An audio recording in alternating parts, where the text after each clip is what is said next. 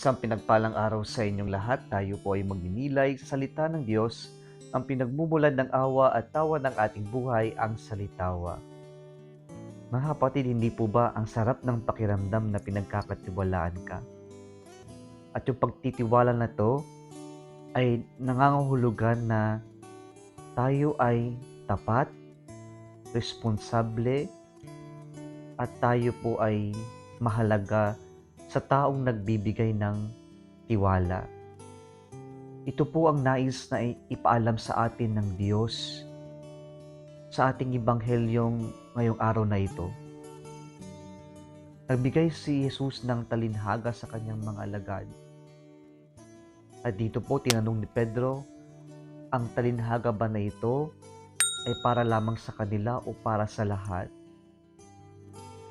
Ang tanong ni Pedro tungkol sa pagiging katiwala ng Diyos ay sumasalamin na tayo ay mga katiwala ng Diyos. We are God's stewards. Ibig sabihin nun, ang lahat ng mayroon tayo ay ipinagkatiwala lamang sa atin ng Diyos. Tayo ang mga katiwala ng Diyos, hindi tayo ang boss. Ipinahiram, ipinagkatiwala lamang ng Diyos ang mayroon tayo. Sana po wag natin itong kakaligtaan, wag natin itong kakalimutan na hindi tayo ang boss, kundi ang Diyos ang boss. Tayo ay kanyang mga katiwala lamang. Nang dahil dito, si Jesus ay nagbigay muli ng isang talinhaga tungkol sa sino nga ba ang tapat na katiwala ng Diyos. Ito po'y napakahalagang karakteristik ng isang katiwala ng Diyos, ang pagiging tapat. At sino nga ba ang tapat na katiwala ng Diyos? Ang tapat na katiwala ng Diyos ay marunong sa salitang sapat, marunong makontento sa kung ano ang ipinagkatiwala ng Diyos sa Kanya. At dahil ang tapat na katiwala ay marunong sa salitang sapat, ang kanyang tugon lamang sa Diyos ay ang magpasalamat, sapagkat alam niyang kung gaano siya ka-bless. Alam niya na yung mayroon sa kanya ay sapat na dahil lahat yan ay ipinagkatiwala lamang ng Diyos. Nakakalungkot po sa panahon natin ngayon, marami ang hindi marunong sa salitang sapat.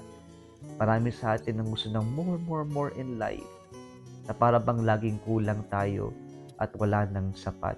Hindi na tayo marunong makontento.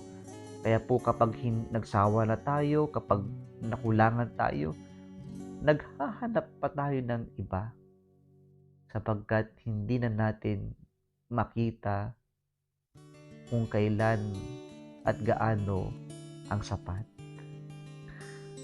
Ang huli po, ang tapat na katiwala ng Diyos ay responsable. Sapagkat tayo ay pinagkatiwala lamang ng Diyos, ipinahiram ng Diyos ang mayroon tayo, nararapat lamang na tayo ay maging responsable sa ipinagkatiwala sa atin. Ibig sabihin po nun, iingatan natin kung ano man ang pinagkatiwala ng Diyos, uhubugin natin, pagyayamanan natin, aalagaan natin, pagbubungahin natin, upang sa ganon, sa ating pagbabalik sa Diyos, mayroon na itong ROI, return of investment, na yung ipinagkatiwala sa atin ng Diyos, lumago na doble. Bakit po? Kasi po pinaalagaan natin, pinagyaman natin, isinabuhay natin, at natuto tayong ibahagi sa ating kapwa. Mga kapatid, sana po lahat tayo, muli nating maalala na lahat tayo ay katiwala ng Diyos. Pinagkatiwalaan lamang tayo ng Diyos, hindi tayo ang boss, tayo ay mga katiwala ng Diyos. At bilang mga katiwala ng Diyos, tayo dapat ay maging tapat. At bilang mga tapat na katiwala ng Diyos, sana po marunong tayo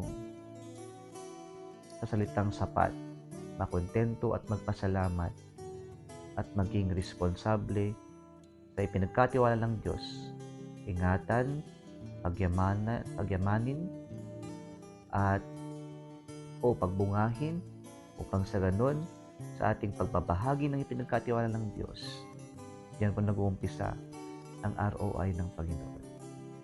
Muli isang pinagpalang araw sa inyong lahat.